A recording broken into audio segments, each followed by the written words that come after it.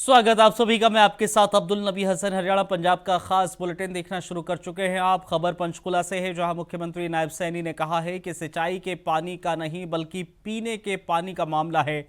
हमारी संस्कृति में हमने अपने गुरुओं से सीखा है कि हम किसी अजनबी को भी पानी पिलाकर उसका स्वागत करते।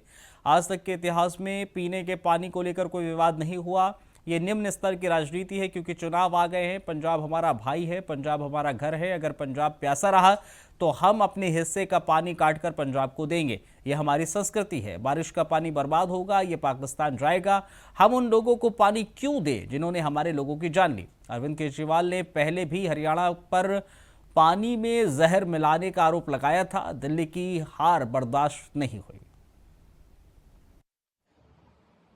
ये सिंचाई के पानी की बात नहीं हो रही, ये पीने के पानी की बात हो रही है। और मैंने भाई कन्हैया को उदाहरण दिया है। हमारी संस्कृति में हमने गुरुओं से सीखा है, हमने गुरुओं से ये सीखा है कि अगर मेरे पास कोई अनजान व्यक्ति भी आ जाए, उसका पानी पिला करके मैं स्वागत करता हूं। किसी भी परिवार में चला जाए, सबसे पहले उसको पानी जल पिलाते हैं, जल पिला करके उसका स्वागत करते हैं, बाद में पूछते हैं। परंतु उन गुरुओं की जो मार्ग दिखाया हुआ है, उस मार्ग को इन्हें चलना चाहिए। आज तक के इतिहास में आप देखिए, आज तक के इतिहास में इस पीने के पानी को लेकर के कभी भी कोई डिस्प्यूट नहीं हुआ। मैंने कहा ना, घटिया स्तर की राजनीति। चुनाव आ गए हैं, लोग समझ रहे हैं, पंजाब का किसान, पंजाब का आवाम भी समझ रहा है। अरे पंजाब हमारा बड़ा भाई है, क्यों डिफरेंसेस पैदा कर रहे हैं? इतनी घटिया राजनीति मत करिए। मैं एक दिन पंजाब विधानसभा में गया था, मेरा यही था, मेरे अंदर पीड़ा थी। मैं पंजाब विधानसभा में गया कि इन्होंने इतने डिफरेंसेस खड़े कर दिए। अरे हमारी रिश्तेदारियां हैं पंजाब के अंदर, हमारा भाई है, मेरा घर है पंजाब, क्या हम जाएंगे नहीं पंजाब के अंदर? ये किस प्रकार की बातें कर रहे हैं? अरे पानी हमारा, अगर पंजाब प्यासा रहता है, हम अपने हिस्से का पानी काट करके पंजाब के लोगों को दे देंगे। हमारी वो संस्कृति है, हमारी वो संस्कृति है। परंतु इस प्रकार की घटिया राजनीति करके, अरे बरसात का पानी है, वेस्टेज चला जाएगा और पाकिस्तान में चला जाएगा। जो हमारे निहत्थे लोगों के ऊपर गोलियां चला रहा है, उनको मार रहा है, क्यों उनको हम पानी दें? नहीं देंगे पानी को। और वो पानी बरसात का, अभी 2 महीने के बाद बरसात शुरू हो जाएगी। इतनी बरसात का जो पानी है वो वेस्टेज जाएगा। ये एक सिस्टम बना हुआ। आज तक कहीं भी, आज तक के इतिहास में, 1 मिनट में अभी पूछता हूं आपको, 1 मिनट अभी पूछता हूं, आज तक के इतिहास में अभी तक ये पानी इस प्रकार से नहीं पीने का रोका गया। ये अपनी राजनीति को चमकाने के लिए आम आदमी पार्टी, वहां भी इन्होंने यमुना के पानी के अंदर जहर मिलाने की बात केजरीवाल ने की थी। ये भगवंत मान तो बेचारा बैठा, पीछा तो वही बैठा, पीछा तो पर्चियां देना लिख लिख का ये बोल देगा, ये बोल देगा।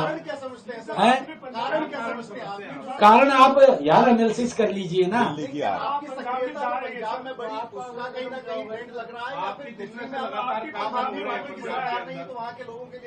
दिल्ली की हार बर्दाश्त नहीं हुई है। सदमे में पड़ा केजरीवाल ही तक, सजब आग दिखाए केजरीवाल ने, और वही सजब आग यहां दिखाए। मैं तो कह रहा हूं, अभी 1-1.5 साल का समय, मान साहब को मैं सचेत कर रहा हूं, भी मान साहब पब्लिक के हित में काम कर, बाहर निकल करके काम कर। शाम को 2 यार इकट्ठे हो जाते हैं। इधर मंत्री अनिल विज ने जाति जनगणना को राष्ट्रीय जनगणना में शामिल किए जाने पर कहा है कि केंद्रीय मंत्रिमंडल कोई भी निर्णय लेने से पहले उसका अध्ययन करता है और निष्कर्षों के आधार पर निर्णय लेता है। ज्यादातर लोगों का मानना था कि जाति जनगणना होना चाहिए, सरकार ने इसे स्वीकार किया। मंत्री अनिल विज का जाति जनगणना पर यह बयान सामने आया। केंद्रीय मंत्रिमंडल कोई भी फैसला करने से पहले उसका राष्ट्रव्यापी अध्ययन करवाता है। इंटेलिजेंस एजेंसियां उसका अध्ययन करती हैं,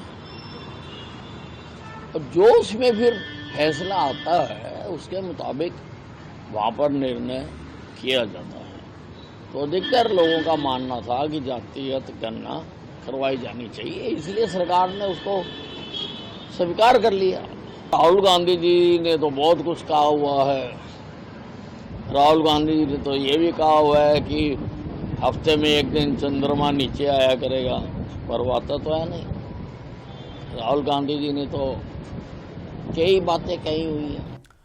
अंबाला में एक दिल दहला देने वाला हादसा हो गया जिसमें एक बच्चा समेत 3 लोगों की मौत हो गई। दरअसल शहर के मोती नगर में खाना खा रहे परिवार के ऊपर घर की छत गिर गई। हादसे के बाद स्थानीय लोग सभी को अस्पताल ले गए, जहां सभी को मृत घोषित कर दिया गया। मौके पर पहुंचे एसडीएम दर्शन कुमार ने बताया कि छत गिरने से 3 लोगों की मौत हो गई।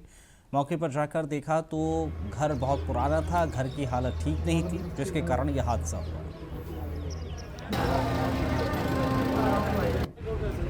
जी, हमारे पास 3 ब्रॉड डेड आए थे। उनमें से एक बच्चा था 5 साल का जो 3:50 पे आया था। एक राजू, जावेद राजू करके पेशेंट बॉडी थी जो 35 इयर्स मेल की थी और ये 4 बजे आए थे। और 4:10 पे उनकी वाइफ अम्मू नाम की थी 35 साल की। और ये तीनों ही ब्रॉड डेड थे।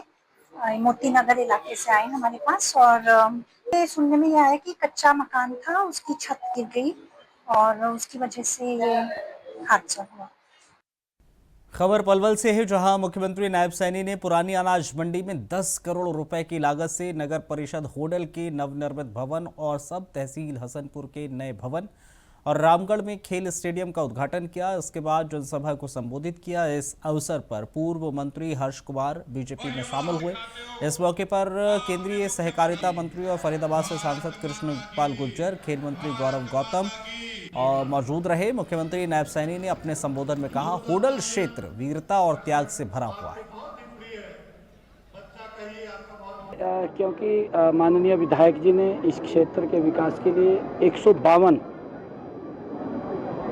मांगों का एक मांग पत्र दिया है और ये सरकार विकास को 3 गुना गति से करने वाली सरकार है। आप लोग अगर ध्यान करेंगे, पिछले 10 वर्षों के अंदर डबल इंजन सरकार ने गति से काम किया है, जिसकी चर्चा आज हर गांव, गली, चौपाल, दुकान, हर गांव, वार्ड के अंदर होती है। लोग इस बात को लेकर के चर्चा करते हैं कि सरकार ईमानदारी से, गति से काम कर रही है। कांग्रेस ने घोषणा तो करती थी, भ्रष्टाचार होते थे और भ्रष्टाचार के कारण पैसा खुर्द-बुर्द हो जाता था। हमारी सरकार गति से काम कर रही है और आज अगर आप लोग देखेंगे, चाहे रोड का इंफ्रास्ट्रक्चर हो, चाहे मेडिकल कॉलेज बनाने की बात हो, चाहे कॉलेज बनाने की बात हो, चाहे हॉस्पिटल्स बनाने की बात हो, उनको अपग्रेड करने की बात हो, गति से सरकार काम कर रही है। आज मैंने खुशी है कि यहाँ होटल के अंदर 10 करोड़ रुपए के विकास कार्यों के उद्घाटन किए हैं। खबर सोनीपत से है, जहां क्राइम ब्रांच ने मुठभेड़ के बाद हरियाणा पुलिस का सिरदर्द बने लूट गैंग के सरगना को आखिरकार मुठभेड़ के बाद गिरफ्तार कर लिया।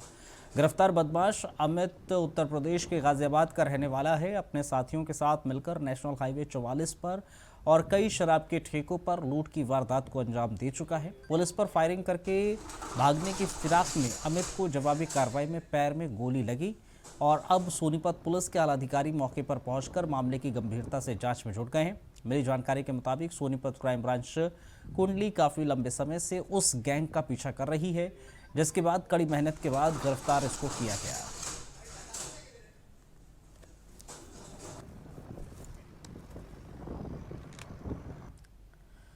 खबर भिवानी से है, जहां एसवाईएल नहर के मुद्दे पर लंबे समय से संघर्ष कर रहे सामाजिक कार्यकर्ता जितेंद्र नाथ ने पत्रकारों से बातचीत के दौरान स्पष्ट शब्दों में कहा, पंजाब की ये भूल है कि वो हरियाणा को उसके हिस्से का पानी नहीं देगा। उन्होंने कहा कि पानी पर हरियाणा का वैधानिक और संवैधानिक अधिकार है, पंजाब उसे रोक नहीं सकता। जितेंद्र नाथ ने पंजाब के मुख्यमंत्री के जरिए हाल ही में दिए गए बयानों को बचकाना और असंवैधानिक बताया। उन्होंने चेतावनी देते हुए कहा, पंजाब के मुख्यमंत्री को इस प्रकार की ओछी राजनीति से ऊपर उठकर राष्ट्रीय हित में सोचना की जरूरत है। उन्होंने ये भी कहा कि हरियाणा ने पानी के वैकल्पिक रास्ता तैयार कर लिया है और अगर पानी रोका जाता है तो हरियाणा को हिमाचल के रास्ते उसका हिस्सा मिल सकता है।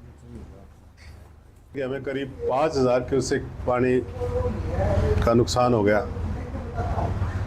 और जो ये पानी भाखड़ा मेन लाइन से 1954 से हरियाणा प्रदेश को मिल रहा है इलाके में।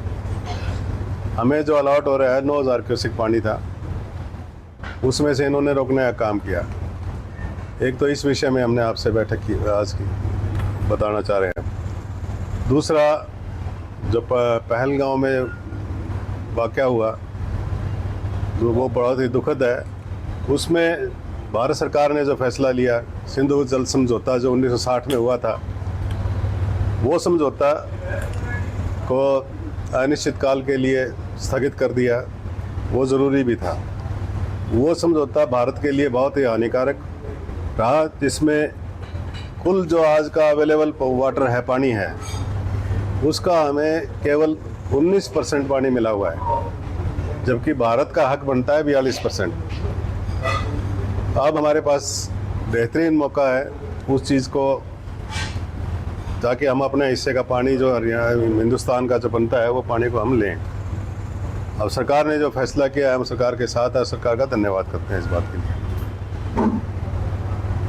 जो पंजाब ने पानी रोका है, उस पानी को पंजाब के पास कोई अधिकार नहीं है रोकने का, क्योंकि ये 3 स्टेटों का फैसला है, पानी है ये, जिसमें राजस्थान में जाता है भाखड़ा मेन लाइन में से, पंजाब को मिलता है और हरियाणा को मिलता है, और दिल्ली को भी जाता है। ये 472 क्यूसेक पानी दिल्ली भी जाता है, नरवाना ब्रांच से, और आगे जाता है पानी।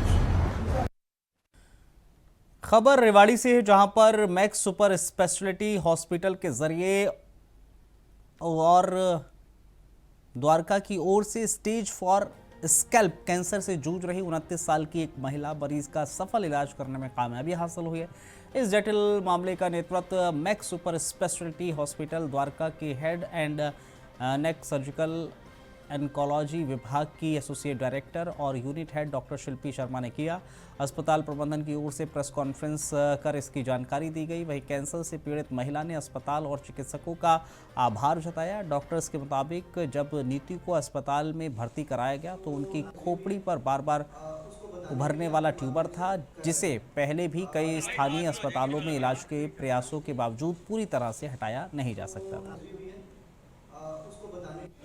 ये जो है कैंसर का एक एडवांस केस है। इसमें स्टेज 4 कैंसर था, स्कैल्प का कैंसर था या सिर का हम कहते हैं। इसमें पेशेंट मेरे पास आई थी जिनके एक स्वेलिंग थी सिर के अंदर, जो बार बार हो रही थी। 2 बार पहले ऑपरेशन करा लिया था, लेकिन ऑपरेशन कराने के बाद बहुत जल्दी वापस आ जाती थी। तो उनको उस टाइम ये जानकारी नहीं थी कि कैंसर है या नहीं है, किस तरह का कैंसर है। जब वो मेरे पास आई तो हमने पूरा उनके सारे टेस्ट करवाए, उसमें पता चला कि कैंसर की बीमारी है। फिर इन्वेस्टिगेशन वगैरह से पता चला कि छोटी बीमारी नहीं है, काफ़ी स्टेज 4 कैंसर था इनको। और उसमें जो आपकी सिर की जो चमड़ी होती है उसको भी इन्वॉल्व किया हुआ था, जो हड्डी होती है उसको भी खा के ब्रेन का जो टिश्यू होता है उसके काफ़ी नज़दीक तक इनका कैंसर पहुंचा हुआ है। हाँ, तो इनका जिस तरह का कैंसर निकला था उसका जो बेस्ट इलाज होता है वो होता है ऑपरेशन। और ऑपरेशन के बाद कई बार हमें रेडिएशन थेरेपी या कीमोथेरेपी भी देनी पड़ती है। तो फर्स्ट स्टेप होता है, पहले हमने सुनिश्चित किया कि जो कैंसर है वो बॉडी में कहीं और नहीं फैला हुआ है, किसी और ऑर्गन में नहीं गया हुआ है, तो ये ऑपरेशन के लायक कैंसर था।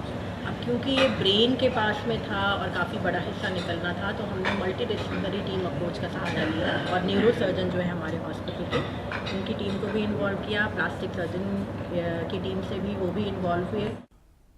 खबर रेवाड़ी से है, जहां पंजाबी बिरादरी और इंद्रप्रस्थ गैस लिमिटेड कंपनी के संयुक्त तत्वाधान में राधा कृष्ण मंदिर मॉडल टाउन में निःशुल्क नेत्र जांच शिविर का आयोजन हुआ। शिविर में करीब 150 से ज़्यादा लोगों ने पहुंचकर कैंप का लाभ उठाया। पंजाबी बिरादरी के प्रधान प्रेमनाथ गेरा ने बताया कि आई केयर हॉस्पिटल नोएडा के योग्य डॉक्टर और उनकी टीम, जिसमें डॉक्टर सत्येंद्र सिंह, डॉक्टर शिप्रा दास, लगभग 152 लोगों की आंखों की जाँच हुई और निःशुल्क चश्मे और दवाइयां दी गई। इसमें आंखों के नंबर जांचकर 38 लोगों को नज़र के चश्मे दिए गए। जांच के बाद 6 मरीजों को ऑपरेशन के लिए चुना गया। उन्हें उनकी सुविधा के मुताबिक निःशुल्क ऑपरेशन के लिए ले जाया जाएगा। उन्होंने बताया कि संस्था के जरिए 2019 से ये आयोजन किया जा रहा है। कैंप लगा हुआ है, स्पेशलाइज्ड इनको तो आई में कोई प्रॉब्लम हो, आई कैटरेक्ट हो, कुछ भी उसके अकॉर्डिंग बताते हैं। और हमारे आई के की तरफ से कैंप लगा है, अगर उसमें आईज के लिए आई ड्रॉप हो गया, एंड ग्लासेस हो गया, या एडिशन हो गया है, उनके अकॉर्डिंग वो उसकी क्लासेस के लिए होता है।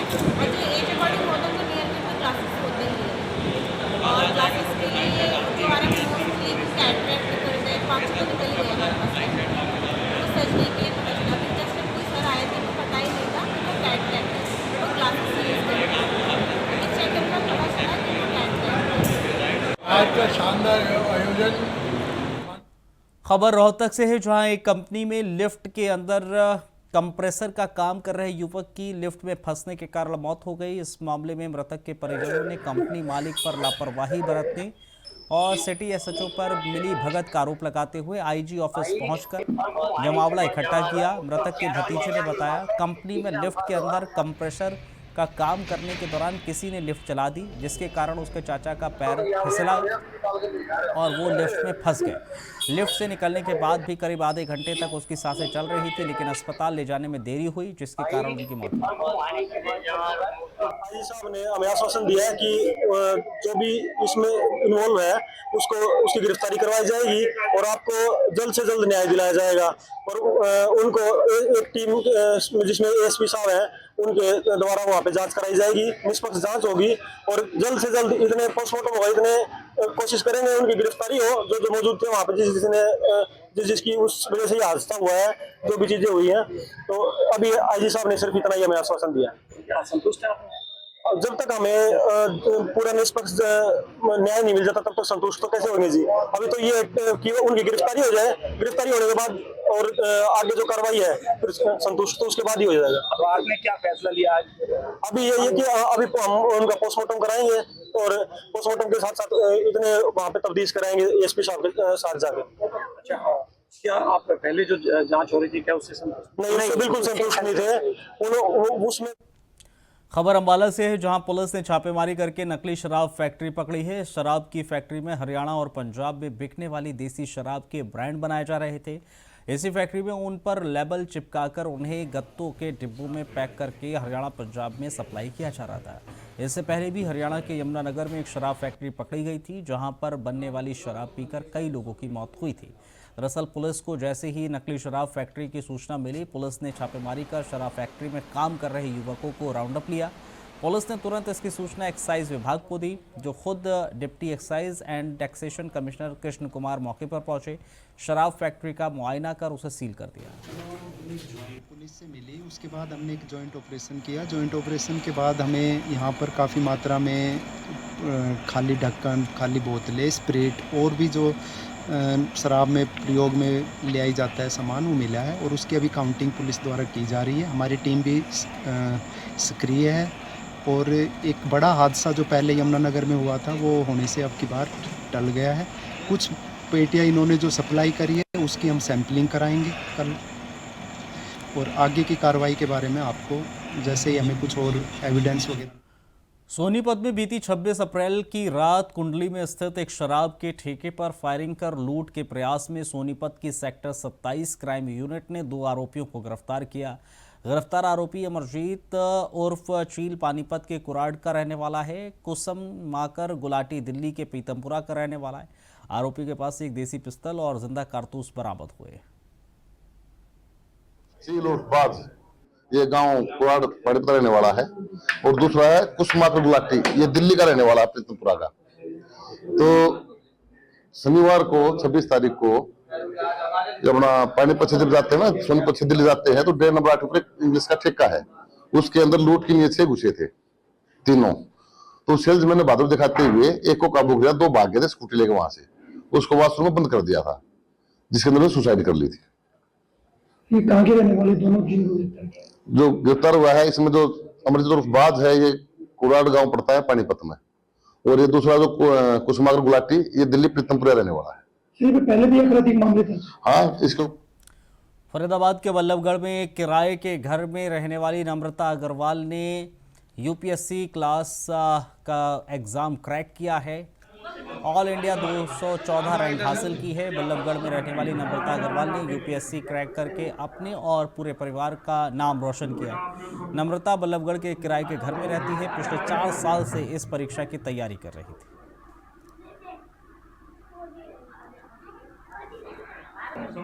सबसे पहले तो मैं शुक्रिया करना चाहूँगा भगवान का, अपने माता पिता का और अपने पूरे परिवार का, जिन्होंने आखिरी दिन तक हमारी सारे साथ दिया। जिस तरीके से हमारे हालात थे, ऐसी कोई कमी नहीं थी, पर पूरे परिवार के सहयोग से, आप सबके सहयोग से बहुत अच्छा लगा।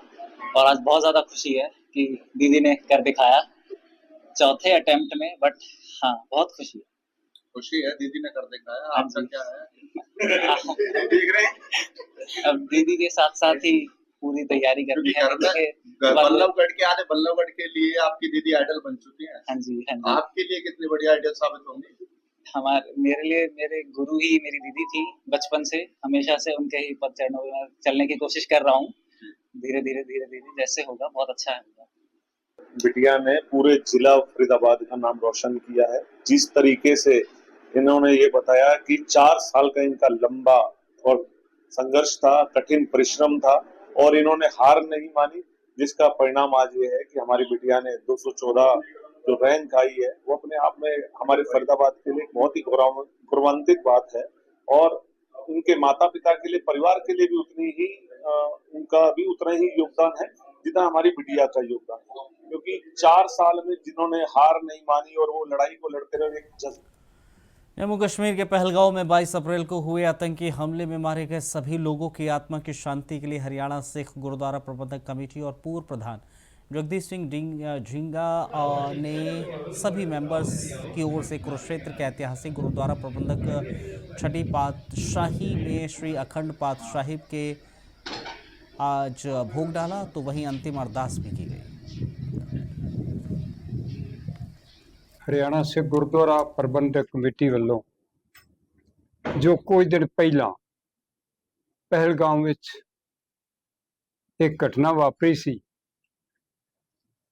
उहदे विच 26 जानां चलियां गईयां सन, जो कि एक आतंकवादियों वालों कीता जा नरसंहार सी। उन्हां दी आत्मा की शांति लई ਅਤੇ ਉਹਨਾਂ ਦੇ ਪਰਿਵਾਰਾਂ ਨੂੰ ਭਾਣਾ ਮੰਨਣ ਦਾ ਬਲ ਬਖਸ਼ਣ ਲਈ ਹਰਿਆਣਾ ਸਿੱਖ ਗੁਰਦੁਆਰਾ ਪ੍ਰਬੰਧਕ ਕਮੇਟੀ ਨੇ ਪਰਸੋਂ ਰੋਜ਼ ਤੋਂ 6ਵੀਂ ਪਾਤਸ਼ਾਹੀ ਕੁਰੂਕਸ਼ੇਤਰ ਵਿਖੇ ਅਖੰਡ ਪਾਠ ਸਾਹਿਬ ਆਰੰਭ ਕਰਵਾਏ ਸਨ ਤੇ ਸਾਰੇ ਮੈਂਬਰਾਂ ਦੇ ਸਹਿਯੋਗ ਦੇ ਨਾਲ, ਸਲਾਹ ਨਾਲ ਅੱਜ ਸਾਰੇ ਮੈਂਬਰ ਸਾਹਿਬਾਨ ਉਹਨਾਂ ਦੀ ਅੰਤਮ ਅਰਦਾਸ ਵਿੱਚ शामिल हुए ने। इस बुलेटिन में फिलहाल इतना ही, इजाजत दीजिए, नमस्कार।